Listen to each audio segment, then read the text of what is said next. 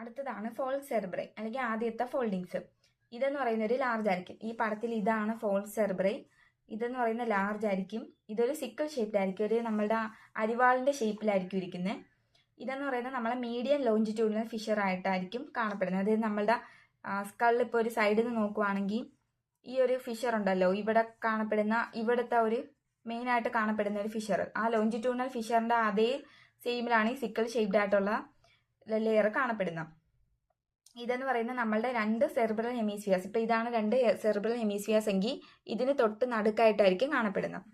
പിന്നെ ഇതിന് രണ്ട് എൻഡ് ഉണ്ട്, ഒരു ആന്റീരിയർ എൻഡും ഉണ്ട്, ഒരു പോസ്റ്റീരിയർ എൻഡും ഉണ്ട്.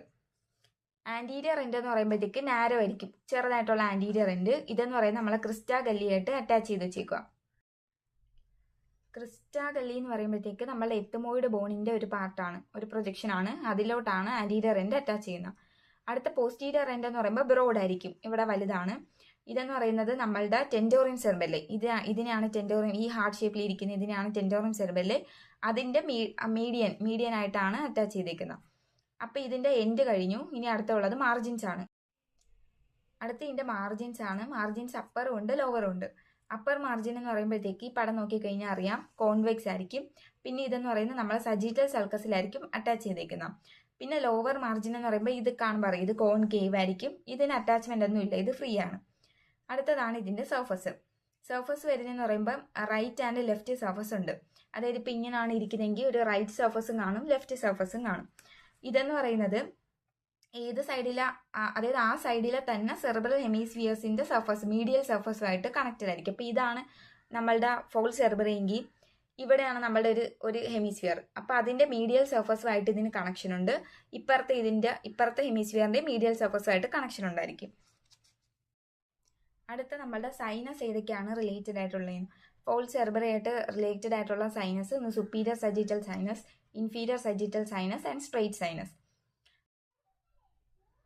അടുത്തതാണ് ടെൻഡോറിയം സെർബെല്ലെ.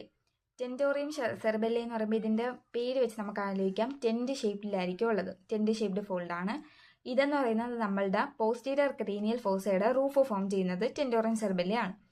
പിന്നെ ഇതെന്ന് പറയുന്നത് നമ്മളുടെ സെർബെല്ലത്തിനെയും സെർബ്രത്തിന്റെ ഓക്സിപിറ്റൽ ലോബിനെയും തമ്മിൽ ഡിവൈഡ് ചെയ്യുന്നത് ടെൻഡോറിയം സെർബെല്ലെ ആണ്.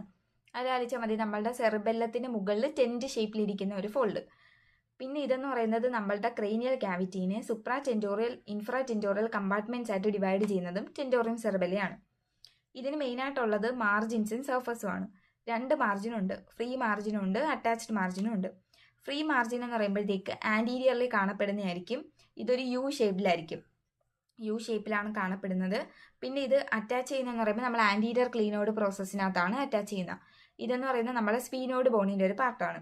അടുത്ത് ഇതിനൊരു ടെൻഡോറിയൽ നോച്ച് ഉണ്ട്. അപ്പോൾ ഈ മാർജിൻ കാരണം ഒരു നോച്ച് ഫോം ചെയ്യും, അല്ലെങ്കിൽ അവിടെ ഒരു നോച്ച് ഫോം ചെയ്യും. ഈ നോച്ചിനകത്താണ് നമ്മളുടെ മിഡ് ബ്രെയിൻ ഉള്ളത്. മിഡ് ബ്രെയിൻ ഒക്യുപ്പൈ ചെയ്യുന്നത് ഈ നോച്ചിനകത്തായിരിക്കും. അടുത്തതാണ് രണ്ടാമത്തെ അറ്റാച്ച്ഡ് മാർജിൻ. അറ്റാച്ച്ഡ് മാർജിൻ എന്ന് പറയുമ്പോഴത്തേക്ക് കോൺവെക്സ് ആയിരിക്കും, കോൺവെക്സ് ആയിട്ടുള്ളതാണ്. ഇതിന് രണ്ട് അറ്റാച്ച്മെന്റ്സ് ആണ് ഉള്ളത്. പോസ്ട്രോ ലാറ്ററലി ഒരു അറ്റാച്ച്മെന്റ് ഉണ്ട്, ആൻഡ്രോ ലാറ്ററലി ഒരു അറ്റാച്ച്മെന്റ് ഉണ്ട്. പോസ്ട്രോ ലാറ്ററലി ഇതെന്ന് പറയുന്നത് നമ്മളുടെ ട്രാൻസ്വേഴ്സ് അൾക്കേ ആയിട്ടാണ് അറ്റാച്ച് ചെയ്യുന്നത്. അത് ഓക്സിപിറ്റൽ ബോണിലാണ്. മെയിനായിട്ട് നമുക്ക് ഇങ്ങനെ ആലോചിക്കാം, പോസ്ട്രോ ലാറ്ററലി ആണെങ്കിൽ രണ്ട് ബോണുമായിട്ട് അറ്റാച്ച്മെന്റ് ഉണ്ട്, ഓക്സിപിറ്റൽ ബോണുമായിട്ടും ഉണ്ട്, പെറൈറ്റൽ ബോണുമായിട്ടും ഉണ്ട്. ആൻഡ്രോ ലാറ്ററൽ ആണെങ്കിൽ ഇതിന് നമ്മളുടെ ടെമ്പറൽ ബോണുമായിട്ടുണ്ട്, പിന്നെ പോസ്റ്റീരിയർ ക്ലീനോഡ് പ്രോസസ്സുമായിട്ടും അറ്റാച്ച്മെന്റ് ഉണ്ട്. അപ്പോൾ ആലോചിച്ചാൽ മതി, ഫ്രീ മാർജിൻ ആന്റീരിയറിൽ കാണും, അതിന് ആന്റീരിയർ ക്ലീനോഡ് പ്രോസസ്സായിട്ട് അറ്റാച്ച്മെന്റ് ഉണ്ട്. പോസ്റ്റീരിയർ അല്ലെങ്കിൽ അറ്റാച്ച്ഡ് മാർജിൻ പോസ്റ്റീരിയറിലെയാണ് കാണുന്നത്, അതിന് പോസ്റ്റീരിയർ ക്ലീനോഡ് പ്രോസസ്സുമായിട്ട് അറ്റാച്ച്മെന്റ് ഉണ്ട്. പിന്നെ ഇതിനകത്തുള്ള സൈനസുകൾ രണ്ടെണ്ണമാണ് ഉള്ളത്. ഒന്ന് ട്രാൻസ്വേഴ്സ് സൈനസും പിന്നൊന്ന് സുപ്പീരിയർ പെട്രോസൽ സൈനസും. ഈ രണ്ട് സൈനസ് ആണ് നമ്മളുടെ ഈ ഫോൾഡിങ്സിൽ കാണപ്പെടുന്നത്. സൈനസ് എന്ന് പറയുമ്പോഴത്തേക്ക് നമ്മളുടെ ബ്രെയിനിന്റെ വീനസ് ഡ്രെയിനേജ് കൊണ്ടുപോകുന്ന ഒരു സിസ്റ്റമാണ്. ഇതിനകത്തെന്ന് പറയുമ്പോഴത്തേക്ക് ഇത് നമ്മളുടെ ജുഗുലാർ വെയിനിലോട്ടാണ് ഡ്രെയിൻ ആവുന്നത്. അടുത്തതാണ് ഇതിന്റെ സർഫസ്. ഇനി രണ്ട് സർഫസ് ഉണ്ട്, സുപ്പീരിയറും ഇൻഫീരിയറും. സുപ്പീരിയർ എന്ന് പറയുമ്പോഴത്തേക്ക് കോൺവെക്സ് ആയിരിക്കും. അതായത് ഇപ്പം ഇങ്ങനെ ആലോചിക്കുവാണെങ്കിൽ ഇത് കോൺവെക്സ് ആയിരിക്കും. പിന്നെ ഇതിന്റെ നടുക്കാണ് നമ്മളുടെ ഫോൾക് സെർബറി അറ്റാച്ച് ചെയ്യുന്നത്. Falx cerebri is attached in the midline ലൈൻ. പിന്നെ സ്ട്രെയിറ്റ് സൈനസ്, നമ്മൾ ഈ ഇപ്പുറത്തെ പടത്തിൽ നോക്കുവാണെങ്കിൽ സ്ട്രെയിറ്റ് സൈനസ് ഉണ്ടായിരിക്കും. പിന്നെ അടുത്തത് നമ്മൾ സെർബറത്തിന്റെ ഓക്സിപിറ്റൽ ലോബുമായിട്ട് ഇതിന് റിലേഷൻ ഉണ്ട്. അടുത്തതാണ് ഇൻഫീരിയർ. ഇൻഫീരിയർ എന്ന് പറയുമ്പോഴത്തേക്ക് സുപ്പീരിയർ കോൺവെക്സ് ആകുമ്പോൾ എന്തായാലും ഇൻഫീരിയർ കോൺകേവ് ആയിരിക്കും. അപ്പോൾ ഇത് കോൺകേവ് ആയിരിക്കും. ഇവിടെയാണ് നമ്മളുടെ സെറിബെല്ലത്തിൻ്റെ സുപ്പീരിയർ പാർട്ടുമായിട്ട് കണക്ഷൻ ഉണ്ട്. അവിടെയാണ് നമ്മളുടെ സെറിബെല്ലത്തിൻ്റെ സുപ്പീരിയർ പാർട്ട് കാണപ്പെടുന്നത്.